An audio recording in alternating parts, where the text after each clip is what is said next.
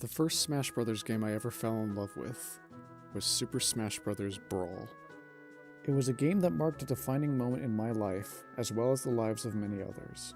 It was a game that changed the way we look at Smash Bros., for better or for worse. It was a game that represented the culmination of everything that Nintendo was up to that point. And perhaps most importantly, it was a game that told us one thing. If you can dream it, it will become a reality. When Brawl was in development, it was like being on Cloud 9. Anything felt possible. We all thought our dreams would be realized, and that Brawl would become the greatest Smash game ever made. But once Brawl came out, it turned into a different story. Massive backlash over the changes in physics and game speed, a severely underwhelming subspace emissary, and the addition of tripping were just the tip of the iceberg. The roster was perhaps the biggest point of contention.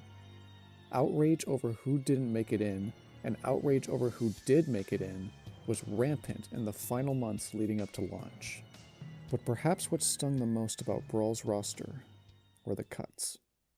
In the transition from Melee to Brawl, 5 characters were ultimately dropped from the roster: Dr. Mario, Young Link, Pichu, Roy, and Mewtwo. While the loss of the clones was sad in its own right, the loss of Roy and Mewtwo, 2 of Melee's biggest fan favorites, caused an immense uproar among Smash fans. It was the first time Smash had ever lost any characters, and it was the first time that kind of loss left a deep and impressionable impact on the community.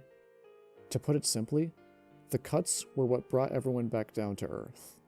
They reminded us that nothing in this world was sacred, that the things you love and often take for granted can be stripped away at a moment's notice. 6 years later came the release of Super Smash Bros. For Nintendo 3DS and Wii U, and much like Brawl, the idea that dreams could become reality was tangible. Mega Man had made his long-awaited debut along with Pac-Man. More newcomers from all walks of life joined the battle, and through DLC, we were able to welcome some of the most significant third-party characters to ever grace the series. It would not be a stretch to call it the current best roster in video games by any means. But even here, the cuts were real, and they cut deep. Wolf disappeared. Ice Climbers and Pokemon Trainer had to be scrapped due to the limitations of the 3DS. And Snake, the very first third-party character to appear in Smash Bros., left like a shadow in the night. There were at least some bright spots. Dr. Mario had returned, Lucas was barely able to make it thanks to DLC, and the push for Mewtwo and Roy eventually led to their return as well. But for those that didn't make it, all we could do was watch as they got left behind. So when it came time for the next Super Smash Bros. Game to be revealed, the leading question was not who's going to appear next. The question became, who's going to get cut? Now, I've been talking this whole video about characters getting removed from a video game, and for those who are invested in Smash, and even for those who are, a lot of this fervor over cutting characters can feel kind of silly in hindsight. But in a way, I get it. I think Smash Bros., more than any other series, is a game about celebrating what we love, and more importantly, who we love.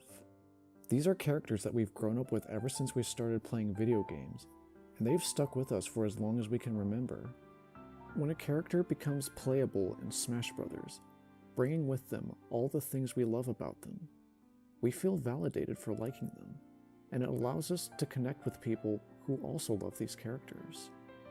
And even if someone were to have no idea what Smash is, or who anyone on the roster is, there's still bound to be at least one character they can call their favorite. In a way, as the series has gone along, the roster of Smash Bros. Ends up being like a family to us. So, when a character does ultimately get cut from the roster, it feels like losing someone you love. The roster will continue to grow and become more groundbreaking than ever, but without that one character, it feels incomplete. Like you're forever grateful for all the new friends you've made, but you still feel an ache for the ones you've lost. No matter how you look at it, things just aren't the same without them. And in the lead up to the next Smash game, all we could think about was who else we were going to lose.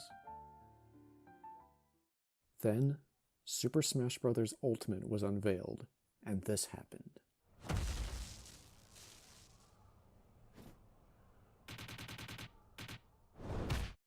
The significance of this move cannot be understated. In every Smash Bros. Game since Brawl, we've lost more and more characters, forced to accept a reality where not everyone we love can make it. But now, in this new game, we have assurance that no more cuts will occur, and in fact, everyone who's ever been in the series is back. You want the original 12? Here. You want the fallen clones Pichu and Young Link? And you want the Ice Climbers to come back? Got 'em. You want the return of Wolf, Pokemon Trainer, and the first third party to ever grace the series? They're here. You want all of the amazing newcomers that were in 3DS and Wii U?